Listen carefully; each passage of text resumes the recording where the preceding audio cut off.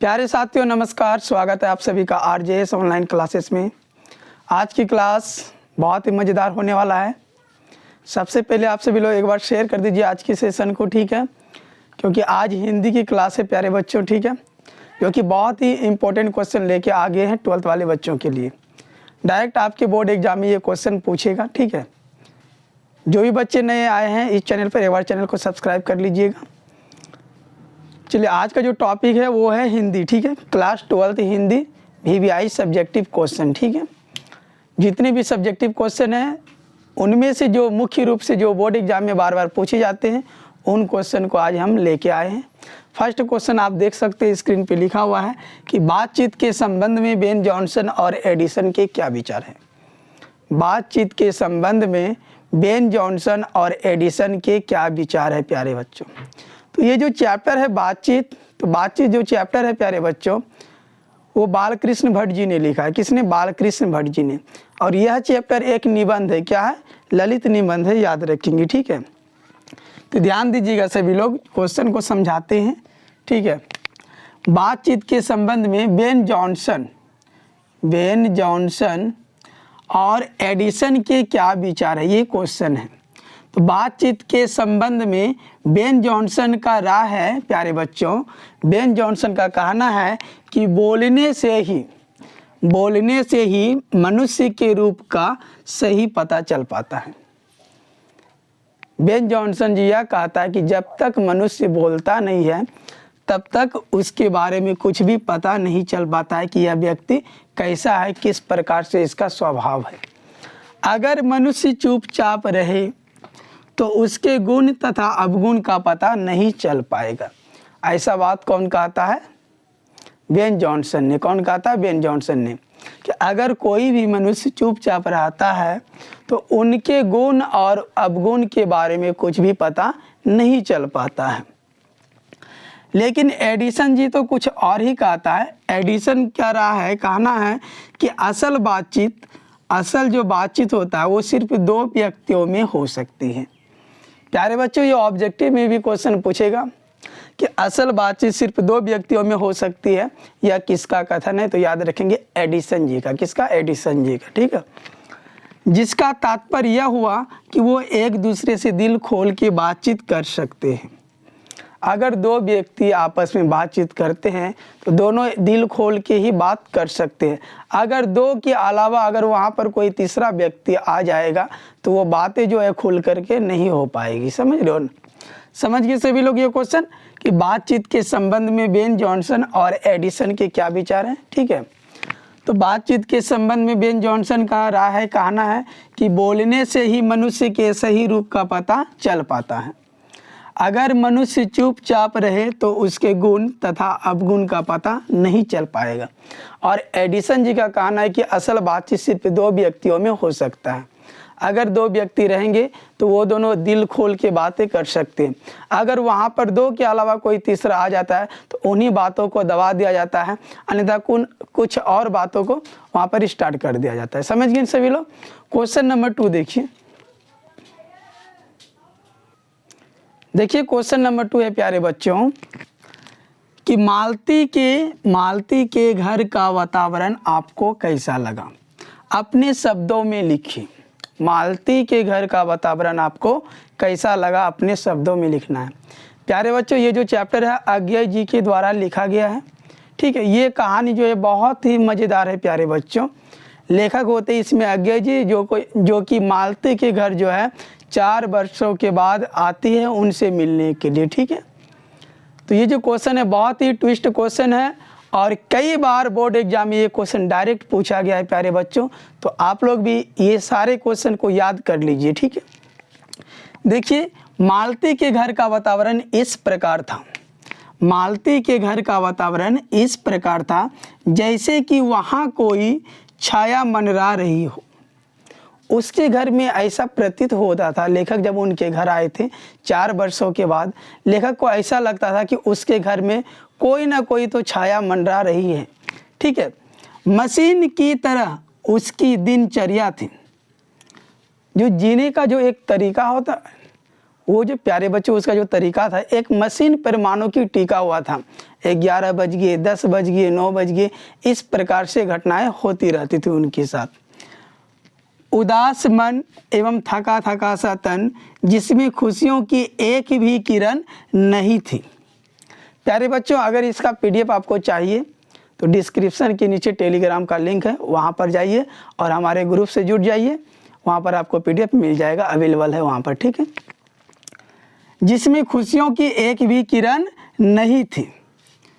उसका जो मन था हमेशा उदास रहता था, शरीर एकदम थका थका सा लगता था, खुशियों का किरण एक भी देखने को नहीं मिलती थी उसमें, ठीक है।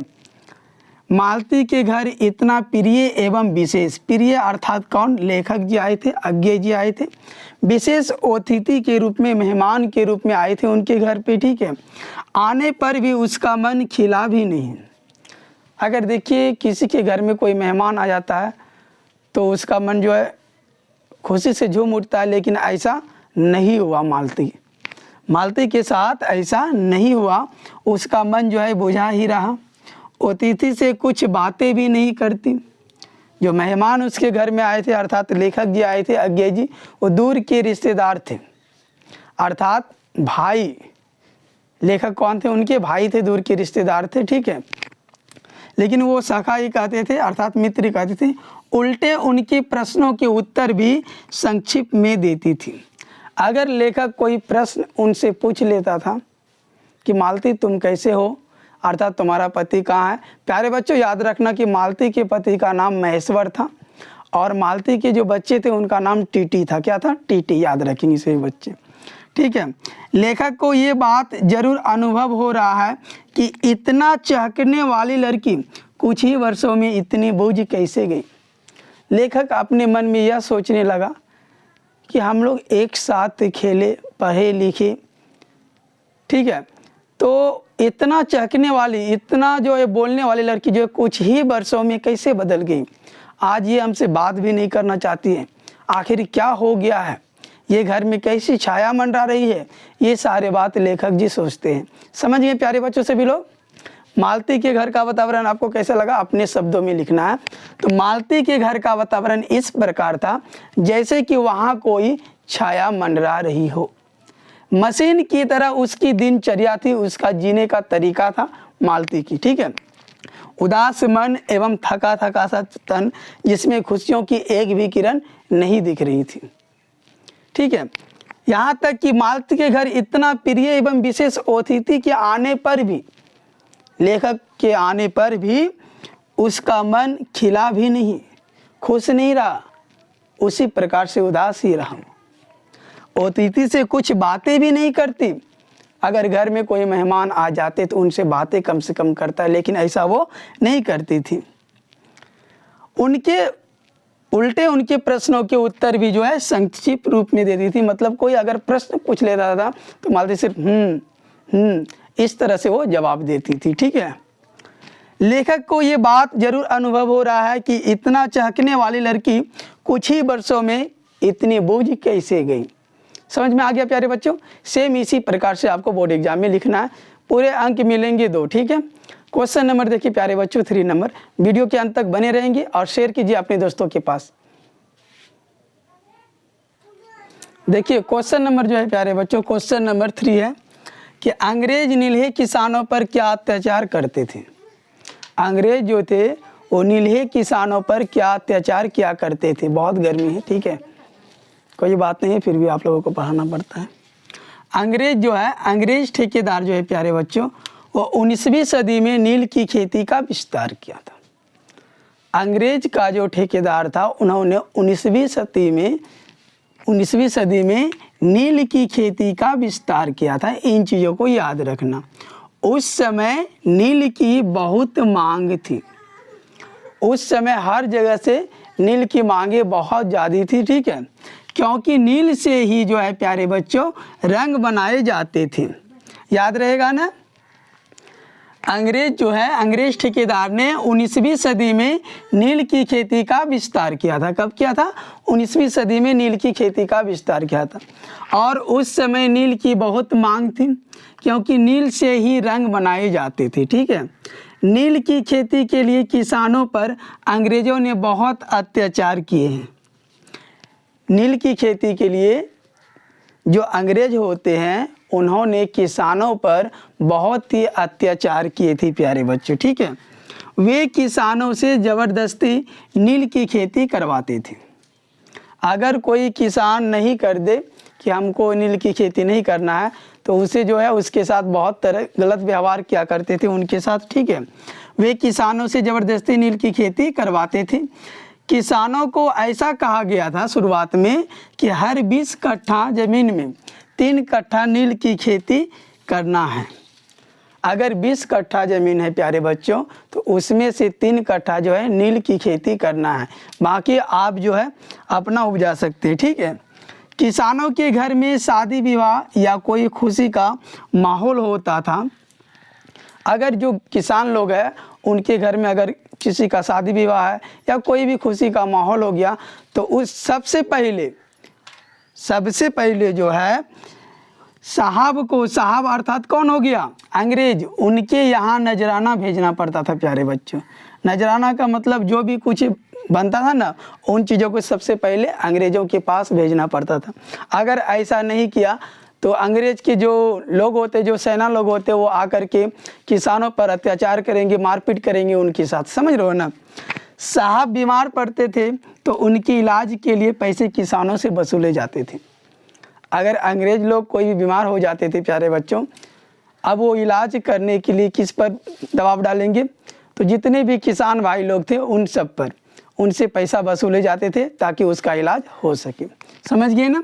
अंग्रेज नीलहे किसानों पर क्या अत्याचार करते थे, तो अंग्रेज ठेकेदार ने 19वीं सदी में नील की खेती का विस्तार किया था। कब? 19वीं सदी में। उस समय नील की बहुत मांग थी क्योंकि नील से ही रंग बनाए जाते थे। नील की खेती के लिए किसानों पर अंग्रेजों ने बहुत अत्याचार किए। वे किसानों से ज़बरदस्ती नील की खेती करवाते थे। किसानों को शुरुआत में ऐसा कहा गया था कि हर 20 कट्ठा ज़मीन में 3 कट्ठा नील की खेती करना है, ठीक है। और किसानों के घर में शादी विवाह या कोई खुशी का माहौल होता था तो साहब के यहाँ नजराना भेजना पड़ता था। जो भी चीज़ें बनते थे सबसे पहले साहब के यहाँ भेजना है। अगर ऐसा नहीं हुआ तो वो शादी विवाह में जो है रुकावट करता था, ठीक है। साहब बीमार अगर हो जाते थे तो उनके इलाज के लिए जो पैसे जो है किसानों से वसूले जाते थे। समझ में आ गया। ये भी क्वेश्चन बहुत ही इंपॉर्टेंट है और बहुत बार बोर्ड एग्जाम में पूछा गया। ये सब अत्याचार क्या करते थे अंग्रेज किसानों पर, ठीक है। क्वेश्चन नंबर देखिए, क्वेश्चन नंबर 4 है। क्वेश्चन नंबर देखिए प्यारे बच्चों, क्वेश्चन नंबर 4 है कि लेखक के अनुसार सुरक्षा कहाँ है, वह डायरी को किस रूप में देखना चाहता है। ये जो चैप्टर है प्यारे बच्चों वो है हंसते हुए मेरा अकेलापन। हंसते हुए अकेलापन यह एक डायरी है। क्या है? डायरी है। और इनका जो लेखक है वो है मलियज जी। कौन है? मलियज। हंसते हुए मेरा अकेलापन के लेखक कौन है प्यारे बच्चे? एक बार कमेंट करके बताएंगे। मलियज जी है। कौन है? मलियज जी। और यह एक डायरी है। चैप्टर जो है एक डायरी है। तो लेखक कहते हैं कि लेखक के अनुसार सुरक्षा कहाँ है। लेखक जी मलियज जी कह रहा है कि सुरक्षा कहाँ है, डायरी को किस रूप में वो देखना चाहता है। तो प्यारे बच्चों ध्यान से समझेंगे। लेखक के अनुसार जो सुरक्षा है वो सूरज की रोशनी में है। सुरक्षा कहाँ है? सूरज की रोशनी में है। सुरक्षा चुनौती को झेलने में है, ना कि डर जाने में। सुरक्षा कहाँ है? सूरज की रोशनी में है, चुनौती को झेलने में है, लड़ने में, पीसने में और कटने में है। इन सारे चीज़ों में जो है सुरक्षा है। अगर आप डर के मारे छिप जाते हैं तो वो आपका सुरक्षा नहीं रहा, ठीक है। वह डायरी अपने सभी अनुभवों के रूप में देखना चाहता है। अपने दैनिक जीवन में उन्होंने क्या क्या किया उन सारे चीज़ों को वो डायरी में लिखता है। कौन? मलियज जी। वह चाहता है कि उसके सभी अनुभव डायरी में व्यक्त हो। सुबह से शाम तक, शाम से रात तक उनके बीच जो जो घटनाएं होती है वो सारे घटनाएं वो एक एक करके डायरी में व्यक्त करना चाहता है। इसलिए कभी कभी वह कविता के मूड में भी डायरी लिखता है। कौन? मलियज जी। याद रखेंगे। कभी कभी वह कविता के मूड में भी डायरी लिखता है। समझ में आया सभी को? लेखक के अनुसार सुरक्षा कहाँ है? वह डायरी को किस रूप में देखना चाहता है? तो प्यारे बच्चों याद रखेंगे कि लेखक के अनुसार सुरक्षा जो है सूरज की रोशनी में है। कहाँ है? सूरज की रोशनी में है। और सुरक्षा चुनौती को झेलने में है, लड़ने में, पीसने में और खटने में है। इन सारी चीज़ों में सुरक्षा है। ठीक है। वह डायरी अपने सभी अनुभवों के रूप में देखना चाहता है। वह डायरी को मतलब उनके साथ जो जो घटनाएं घटित होते रहते हैं उन सारे बातों को एक एक करके वो डायरी में व्यक्त करना चाहता है। उसके सभी अनुभव डायरी में व्यक्त हो सके, ऐसा वो कहते हैं मलयज जी। इसलिए कभी कभी वह कविता के मूड में भी डायरी को लिख देता है। ठीक है। क्वेश्चन नंबर देखिए, 5 नंबर क्वेश्चन है प्यारे बच्चों। प्यार का इशारा और क्रोध का दुधारा से क्या तात्पर्य है? ये जो चैप्टर है जन जन का चेहरा एक, गजानन माधव मुक्तिबोध जी का है। चैप्टर जो है ये कविता है प्यारे बच्चों। प्यार का इशारा और क्रोध का दुधारा से क्या तात्पर्य है? ये क्वेश्चन बहुत बार बोर्ड एग्जाम में पूछा गया है, इसलिए आप सभी को हम लिखा दिए। ठीक है। तो कौन सा चैप्टर से है?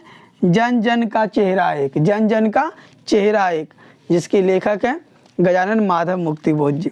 तो देखो, प्यार का इशारा का तात्पर्य होता है, प्यार का इशारा का मतलब होता है संघर्ष कर रहे लोगों से। जो व्यक्ति जीवन में संघर्ष कर रहे हैं, कुछ परिश्रम कर रहे हैं, उन लोगों से ये चीज़ें हैं। ठीक है। प्यार का इशारा का मतलब वही चीज़ होता है। और इन लोगों को प्यार तथा अपनत्व की ज़रूरत है।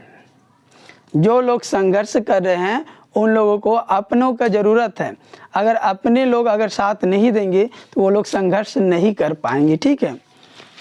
क्रोध का दुधारा का तात्पर्य भी इन्हीं लोगों से है, क्योंकि अब ये अपना हक पाने के लिए तलवार की धार से भी डरने वाले नहीं हैं। क्रोध का दुधारा उनका भी जो तात्पर्य है, जो कहना है, जो उनका मतलब है, उन्हीं लोगों से है जो संघर्ष कर रहे हैं, जो संघर्ष कर चुके हैं। अब वो जो है उसका अगर सर भी कट जाता है फिर भी वो डरने वाले नहीं है, क्योंकि उनका वो हक है, वो अपने हक को पा सकते हैं। ठीक है। ये 5 क्वेश्चन आपको हम बता दिए जो कि बोर्ड एग्जाम में कई बार आते हैं। ठीक है। तो एक बार शेयर कर दीजिएगा। आज का क्लास हम यहीं तक रहने देते हैं, मिलते हैं नेक्स्ट क्लास में। अगर आपसे भी लोग इसका ऑब्जेक्टिव क्लास नहीं देखे हैं तो वीडियो के नीचे डिस्क्रिप्शन में लिंक है, वहाँ से जा कर के एक बार देख लेंगे। ठीक है। समझिए सभी ना ये क्वेश्चन कि प्यार का इशारा और क्रोध का दुधारा से क्या तात्पर्य है। तो देखो, प्यार का इशारा का तात्पर्य होता है संघर्ष कर रहे लोगों से हैं, और इन लोगों को प्यार तथा अपनत्व की ज़रूरत है। जो लोग जीवन में कुछ ना कुछ संघर्ष कर रहे हैं। ठीक है। और क्रोध का दुधारा का तात्पर्य भी इन्हीं लोगों से है, जो लोग संघर्ष कर चुके हैं और जीवन में कुछ अब पाना चाहते हैं। ठीक है। अब वो लोग पीछे नहीं हटने वाला है, चाहे उसका सर भी क्यों ना कट जाए। ठीक है। फिर भी वो लोग पीछे हटने वाला नहीं है। आई होप कि ये सारे क्वेश्चन आप सभी को समझ में आ गया होगा। ठीक है।